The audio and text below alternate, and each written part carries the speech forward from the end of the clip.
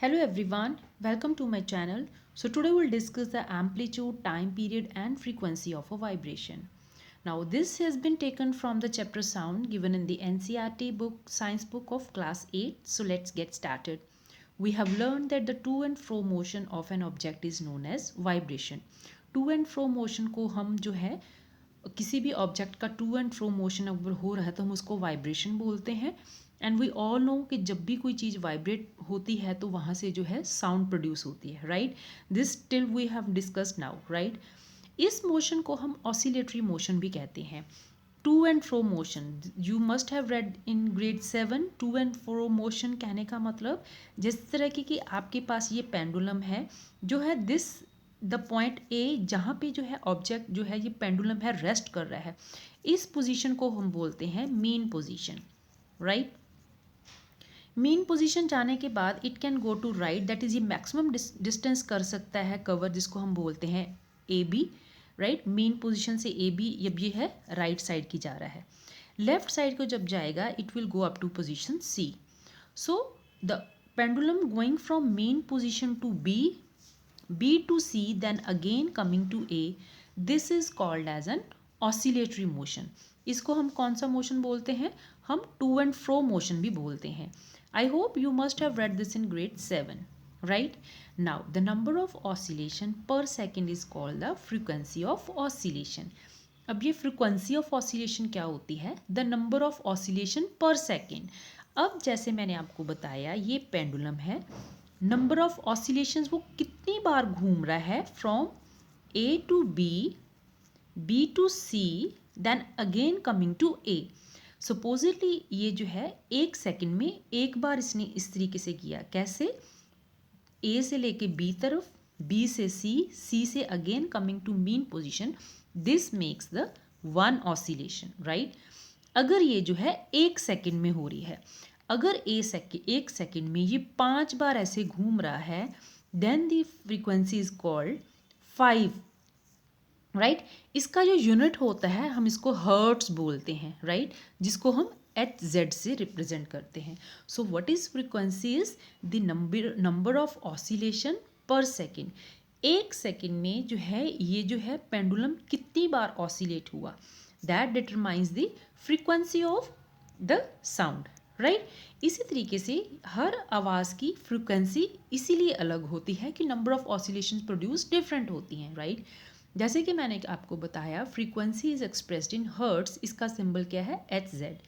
A frequency of 1 hertz is 1 oscillation per second. So this is very very important. A frequency of 1 hertz. So you can be asked question, define 1 hertz. So what is 1 hertz? 1 hertz is 1 oscillation per second, right? जो hertz वो किसका unit है? Frequency का unit है, right. If an object oscillates 20 times in 1 second, what would be its frequency? इसकी frequency होगी 20, क्योंकि वो एक सेकंड में 20 टाइम ऑसिलेट कर रही है, राइट.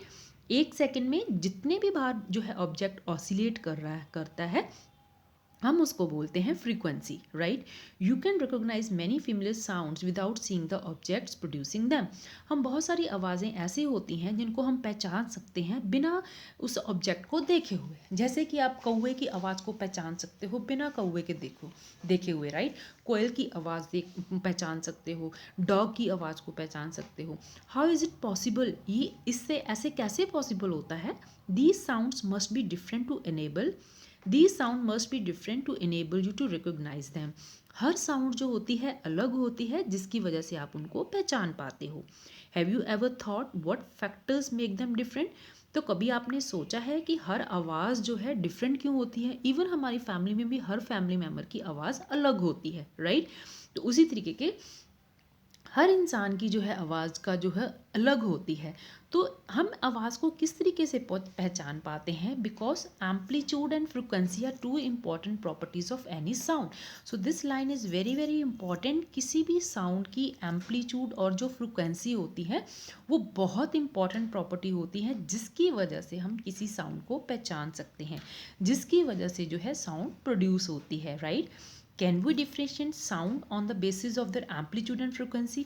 येस, हम पहचान सकते हैं अगर उनकी जो है किसी भी ऑब्जेक्ट का एम्पलीट्यूड और फ्रिक्वेंसी डिफरेंस होगा, क्योंकि कोई भी आवाज़ ऊंची तब होती है, या हम कहते हैं कि फ्रिक्वेंसी है वो किसके साथ डिपेंड करती है, पिच के ऊपर। और जो लाउडनेस है, कोई आवाज़ बहुत ज़्यादा ऊंची होना, that is called the that depends on the loudness, that is the amplitude, right? Now अब हम बात करेंगे loudness and pitch की, right? Loudness of sound is proportional to the square of amplitude of the vibration producing the sound. जो loudness होती है वो directly proportional होती है to the square of the amplitude. अगर हम बोलेंगे कि अगर हम amplitude को डबल कर दिया है तो loudness कितनी हो जाएगी, loudness will turn up to 4 times, क्योंकि लाउडनेस जो होती है एम्पलीट्यूड के स्क्वायर होती है। अगर एम्पलीट्यूड उसका डबल हो रहा है तो लाउडनेस कितनी बढ़ जाएगी, 4 टाइम्स। अगर लाउडनेस एम्पलीट्यूड 3 हो रहा है तो लाउडनेस कितनी बढ़ जाएगी, 9 times. Because this is very important relationship between the loudness and amplitude का, that is loudness is directly proportional to amplitude का square, right? So loudness of sound is proportional to the square of the amplitude of the vibration producing the sound. For example, if the amplitude becomes twice, the loudness increases by a factor of 4. ठीक है, जो loudness है वो हम किस पे express करते हैं, that is expressed in a unit called decibel. So this is also very very important. So loudness is expressed in a unit that is called decibel, right? तो अब हम कुछ जानेंगे कि loudness of sound coming from various sources, कौन कौन से sources से जो है लाउडनेस प्रोड्यूस होती है। जैसे कि नॉर्मल ब्रीदिंग में उसका 10 डेसिबल लेवल होता है। सॉफ्ट विस्पर, जिस तरह कि हम 5 मिनट की दूरी में एक दूसरे से बात कर रहे हैं तो वहाँ पे 30 डेसिबल का आएगा। नॉर्मल कॉन्वर्सेशन में हमारा जो है 60 डेसिबल आएगा। बिजी ट्रैफिक में जो है 70 डेसिबल आएगा। एंड एवरेज फैक्ट्री जहाँ पे बहुत ऊँची नॉइस होती है, it can come up to 80 decibel, right? लेकिन 80 डेसिबल्स के ऊपर जो है नॉइस जो फिजिकली पेनफुल हो जाती है। So this can be asked as a question, कितने डेसिबल पे जो लाकर जो है noise become physically painful, it is the 80 decibel. So this is also one of the very very important question. Now जैसे कि हमने पढ़ा कि जो लाउडनेस होती है that depends proportional to the square of the amplitude, means जो loudness of sound है वो डिपेंड करेगी एम्पलीट्यूड पे। जिसकी लाउडनेस ऊंची होगी मींस उसका एम्पलीट्यूड भी ऊंचा होगा, right? When the amplitude of vibration is large, the sound produces loud. When the amplitude is small, the sound produces feeble. Feeble means बहुत weak, right? जिस तरीके से अगर हम इसको इस तरीके से अगर हम ग्राफ से डिपिक्ट करें, तो अगर आपके पास एक ऐसा एम्पलीट्यूड के ऑब्जेक्ट आ रहा है तो दूसरी तरफ आपके पास एक ऐसा है जहाँ पे जो ऑब्जेक्ट का जो है एम्पलीट्यूड इस तरीके से आ रहा है। यहाँ पे देखें हम जो है जो एम्पलीट्यूड बहुत बड़ा है, तो मीन्स ये जो ऑब्जेक्ट की साउंड है वो बहुत लाउड है। It can be a big orchestra sound. यहाँ पे अगर आप देख रहे हैं यहाँ पे जो है एम्पलीट्यूड बहुत कम आ रहा है, तो मीन्स यहाँ पे बहुत ही कम आवाज़ आ रही है। जैसे कि हो सकता है कि कुछ लोग विस्पर कर रहे हो, राइट? कानाफूसी जिसको हम बोलते हैं, खुसर फुसर कर रहे हो, वहाँ पे एम्पलीट्यूड जो होता है बहुत कम होता है, right? Now compare the sound of a baby with that of an adult. आप जो है एक बच्चे की आवाज़ को एडल्ट के साथ कंपेयर कीजिए। Is there any difference? Yes, difference होता है। Even if two sounds are equally loud they different some way. हो सकता है बच्चा भी उतने लेवल पे शोर डाल रहा हो और एक जो है अडल्ट है वो भी ऊंची ऊंची उतना ही चिल्ला रहा हो, लेकिन फिर भी हम आसानी से पहचान सकते हैं कि ये बच्चे की आवाज़ है और ये एक अडल्ट की आवाज़ है। क्यों? वो डिफ़र नहीं करती? डिफ़र करती हैं, बिल्कुल डिफ़र करती हैं। Let us see how, right? इसी यही भी एक तरीका है कि जो आपकी आवाज़ है आपकी टीचर से डिफरेंट हो सकती है। Even it is very important, जैसे कि आप हमारी हर फैमिली मेम्बर की आवाज़ जो होती है अलग होती है। अब जो है the frequency determine the shrillness or pitch of a sound. Frequency क्या डिटरमाइन करती है? श्रिलनेस कितनी आवाज़ में, पिच कितनी है, राइट? इफ़ द फ्रीक्वेंसी, यहाँ पे आपको एक बात क्लियर याद रखनी है कि लाउडनेस का रिलेशनशिप किसके साथ है? एम्पलीट्यूड के साथ। फ्रीक्वेंसी का रिलेशनशिप किसके साथ है? पिच के साथ। पिच को हम और क्या बोलते हैं? श्रिल भी बोलते हैं। So let me clear you here. If the frequency of vibration is higher we say that the sound is shrill and has a higher pitch. अगर किसी ऑब्जेक्ट की फ्रीक्वेंसी बहुत ज़्यादा है तो हम बोलते हैं कि उसकी आवाज़ में बहुत ज़्यादा पिच है। If the frequency of vibration is low we say that the sound has a lower pitch. जिस तरीके से अगर हम बोलें कि जो drum vibrate with a lower frequency, एक ड्रम को आप आवाज़ करोगे डम डम डम, तो उसकी आवाज़ की जो है फ्रिक्वेंसी है वो लोअर फ्रिक्वेंसी है। टू बी वेरी फ्रैंकली मैं आपको ये बताऊं कि जो श्रिलनेस और जो पिच जिसकी मैं अभी बात कर रही हूँ वो हम सिर्फ परसीव कर सकते हैं, राइट। इसको एग्जैक्टली हम किसी पैमाने पे शो नहीं कर सकते हैं, ये सिर्फ आपको परसीव करनी है, राइट। जिस तरीके से अब मैंने जैसे बोला कि जो है ड्रम में है वो लो फ्रिक्वेंसी के साथ पिच जो लो फ्रिक्वेंसी के साथ बीट करता है या वाइब्रेट करता है, इसलिए जो उसकी पिच कम होती है, therefore it produces a low pitch sound. On the other hand, a whistle has a high frequency and therefore it produces sound of higher pitch. एक तरफ जो है ड्रम बज रहा हो, जैसे कि आप फिगर 13.18 में देख रहे हैं, तो ड्रम में डम डम गहरी आवाज़ आएगी, ठीक है। उसी तरीके से जो है सीटी की आवाज़ बहुत तेज़ आती है, बहुत तेज़ होती है, राइट। तो उसमें मेन रीज़न ये है कि इसकी जो है ये जो है फ्रिक्वेंसी कम है, इसलिए इसकी पिच कम है। जबकि सीटी की अब देख रहे हैं, अगर हम ये मान लें, so let me tell you, हाँ, जैसे कि अगर हम मान लें, अगर हमने इसको जो है ग्राफ के साथ जो है शो किया है, राइट, यहाँ पे जो ड्रम के साथ चल रहा है ना, उसमें जो है इस तरीके के ग्राफ आ रहा है, मीन्स 1 सेकेंड में वो 2 बार जो है उसकी फ्रिक्वेंसी आ रही है। कैन यू से दिस? अब अगर यही बात हम सीटी के विसल के केस में पेश करेंगे, तो हम देखेंगे कि सीटी के केस में 1 सेकेंड में देखो आप कितनी आ रही है, 1 2 3 4 5 6 आ रही है इसकी फ्रिक्वेंसी, राइट। अगर हम मान लें कि ये 1 सेकेंड में हम बात कर रहे हैं, तो ड्रम के केस में 2 फ्रिक्वेंसी आ रही है, जबकि सीटी के केस में, विसल के केस में 6 फ्रिक्वेंसी आ रही है। जिसकी फ्रिक्वेंसी ज़्यादा होगी उसकी पिच भी ज़्यादा होगी। So this is very very important.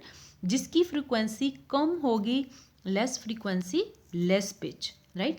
इसीलिए जो है ड्रम की साउंड होती है वो डल होती है जब ढम ढम, जबकि सीटी में एकदम से पिच हायर होती है क्योंकि वहाँ पे फ्रिक्वेंसी हायर होती है। I hope you are getting my point, right.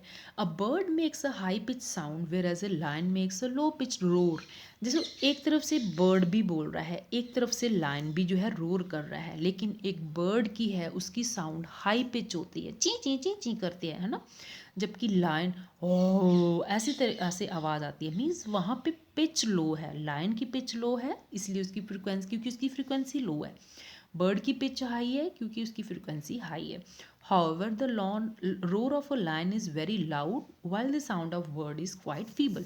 हाँ, हम ये कह सकते हैं कि जो लाइन की आवाज़ है उसमें ज़्यादा दम होता है as compared to the sound of the bird. Are you getting my point? कि कहने का मतलब, एक और एग्जांपल मैं आपको बताती हूँ। जैसे आपने बहुत बार, सबने ऑलमोस्ट आपने हारमोनियम देखा होगा, जैसे इस तरीके की उनकी जो है नोट्स होती हैं, एक टी ऐसे आती है, इसमें आता राइट। तो ये 2 सेट होते हैं ना हारमोनियम में, इसमें टी, मीन्स यहाँ पे जो है इसकी पिच हाई है क्योंकि यहाँ पे जो उसका नोट है ना वो बहुत ज़्यादा बार ऑसिलेट कर रहा है, इसकी फ्रिक्वेंसी हाई है। तो जैसे मैंने स, ठीक है, इस तरीके की आवाज़ आ रही है, मीन्स नोट तो वही होता है लेकिन यहाँ पे फ्रिक्वेंसी कम होगी है, आवाज़ जो है इसमें जो है, अब हम ये कहें कि ये जो नोट है इसकी फ्रिक्वेंसी कम है। इसी तरीके के बर्ड की जो है होती है हाई पिच साउंड होती है, जबकि रोर ऑफ लाइन जो है लाउड तो होगा लेकिन उसकी फ्रिक्वेंसी कम होगी। Every day you hear the voice of children and adult. आप हर दिन बहुत बार सुनते होगे एक बच्चे की आवाज़, एक अडल्ट की आवाज़। Do you find an difference in the voice? Definitely हम बिना देखे भी बता सकते हैं कि ये बच्चे की आवाज़ है, एक बड़े की आवाज़ है। Can you say the frequency of the voice of a child is higher than that of an adult? Yes, right. हम ये कह सकते हैं कि जो frequency of a voice of a child higher होती है then that of an adult, right. तो usually the voice of women has a higher frequency than that of a man. और जो एक वुमेन की आवाज़ होती है वहाँ पे हाई फ्रिक्वेंसी होती है then that of a man. हम ये भी कह सकते हैं कि जो वुमेन की वॉइस होती है वहाँ पे पिच ज़्यादा होती है, जबकि हमने देखा अब जो मैन की आवाज़ वो थोड़ी सी डीप होती है, right. Man have deep voice, तो वहाँ पे फ्रिक्वेंसी कम है, वहाँ पे पिच कम है, जबकि लेडीज़ या विमेन की आवाज़ में हाई फ्रिक्वेंसी है, वहाँ पे हायर पिच है। I hope the things are clear to you. Even if you have any doubt, you can mention me in the comment section anytime. And thank you so much for watching.